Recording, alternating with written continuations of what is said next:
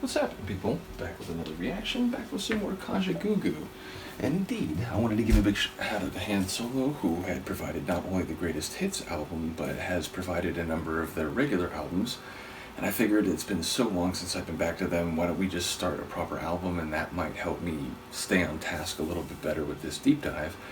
So we're going to listen to White Feathers, I believe their first studio album, Lamal in the group at this point, which I realize, there was a bit of confusion for me when on the Kajagoogoo Greatest Hits album there was a tune that is technically a Lamal tune, but Hansel was saying, some of his solo stuff, they actually just throw it in with Kajagoogoo because, it's seen as, sort of two phases of the same artist, I guess.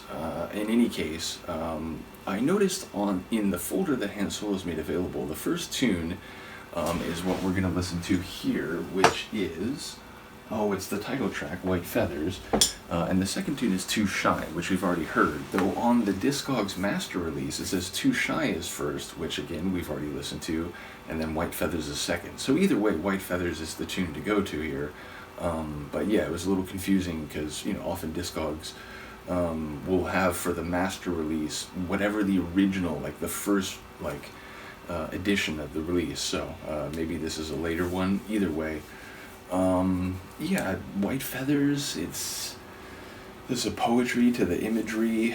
I reacted to a Stevie Nicks tune where people mentioned that when she refers to white birds, it can relate to death, and in the song in question, The Edge of 17, related to the death of her father at that age. So I suppose in some respects, a dove could be a sign of peace, so a white feather from a dove might be seen as a possibility of peace.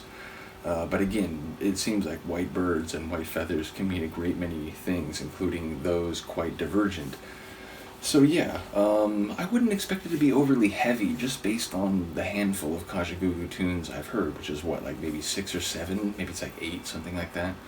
So yeah, don't really know what to make of it, but there's a poetry to the phrase and a evocative imagery. You picture a feather, not just the article itself, but in the sky, maybe floating down. So let's see if I can pick up on what it might actually be about. This is Kajagoogoo, the first or maybe the second track on their 1983 album. Oh wait, is it the other way around? I think it's the other way around. I said it, yeah, so this is listed as track 2 in the folder from Han Solo, though I think, let me check Discogs, because I think on Discogs it shows it first. Yeah, that's what it is. So here it's shown as the second tune, and in that case the first one would be Too Shy, but as I said, I already reacted to that. So here we go, Kajagoogoo, White Feathers, from the album of the same name, 1983.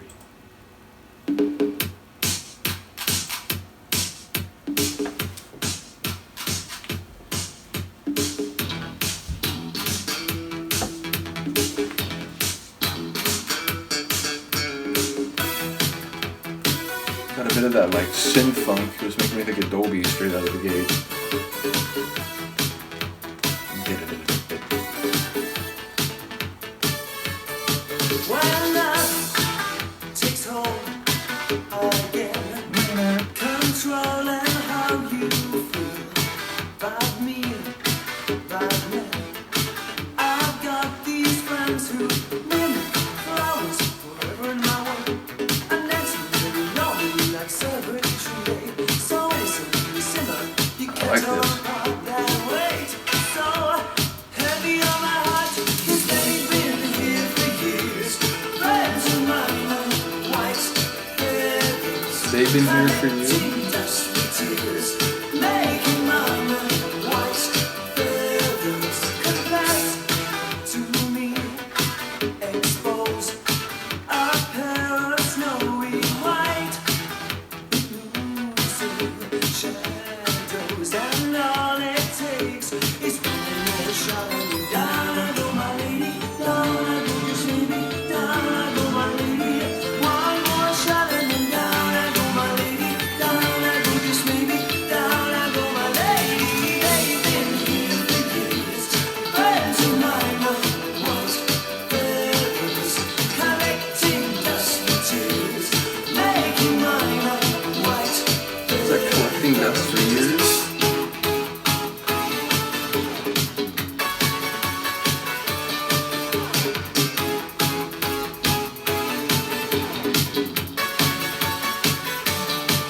like a guitar kit on a keyboard.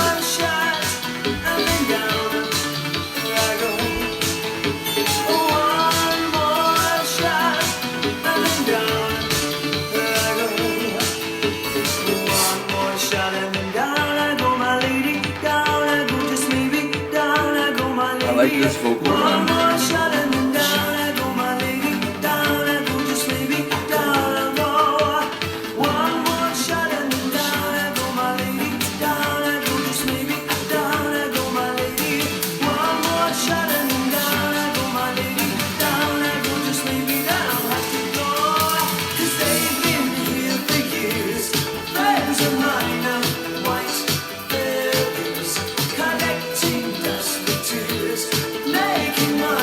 Tears?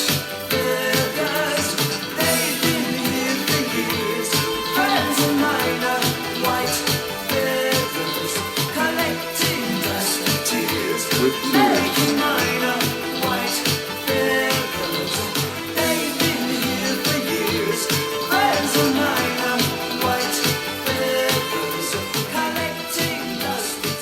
That's a cool tune. I like that a lot. So giving me, again, a bit of like Thomas Dolby vibes. There's like another 80s group that I'm trying to like, again, when I'm inexperienced at listening to a particular group or artist, my brain often tries to find comparative touchstones to get some sense of what I'm hearing, even if that ultimately turns out to be, you know, at best part of the story or even sort of a miscomparison. But yeah, I don't know if it was like, maybe post singer change Ultravox. There was something like that early 80s exciting synth type of feel. So whoever it was reminding me of, I did very much enjoy that tune. I enjoyed the synth work. I enjoyed the vocal runs in particular, and that part where I forget exactly what there were like one or two lines where I was catching part of them where I was intrigued how that connected to the other lines that I heard. But yeah, that like rapid fire vocal run that came in a couple times. I don't know if that was the chorus. I felt like that was maybe like a pre-chorus or like a post-chorus refrain or something. But yeah, definitely an interesting tune. I don't know. It's been admittedly a while since I've been back to this group, and I'd have to go back and sort of listen to the handful of tracks that I already went through, and admittedly, you know, I don't know if we count Never Ending Story, but you know, the reason I was reminded to come back to this deep dive, I've been watching a J-drama, a Japanese television drama on my Patreon, and there's been a little bit of interest lately. Some people have started watching it, and I mentioned, like, when we're done with this one, there's another one I want to there's another one I want to do a watch along for, and that one, the end credit music is like a modern Japanese cover of Never Ending Story. And so when I thought of that show, I thought of the ending music, and I was like, oh my god, Lamal, like Kajagoogoo, how long has it been? Well, the answer to that question was July of last year, so we're talking, you know, a good 6 months or so. But regardless, through a J-drama and a thought of another one, I was reminded to get back to this. So, yeah, ultimately, again, I don't know if I would include that in the, you know, comparison of like my favorite Kajagoogoo tune so far. And again, I'd have to kind of re-listen to them because it has been a bit, but in the moment that hit really nice, and I feel like that is, you know, I'm curious to hear what people think, but it's a title tune. Anytime there's a track that shares the same name as the album, it makes me wonder, did they think this was a particularly strong track? At the very least, was it considered the important tune to open the album? And if that's the case, you know, I feel like it was a good opener. Keen to hear the rest of it. Once again, shout out to Han Solo for sharing a million things and being very patient, along with a number of other folks, and Philip and Adam and Mark and a number of others. So yeah, shout out to you. Do let me know what you think of this, and as I said, we'll try to be a little more regular with the Kajagoogoo deep dive now that we're going through a proper album. So in any case, let me know what you think. I'll see you next time. Peace.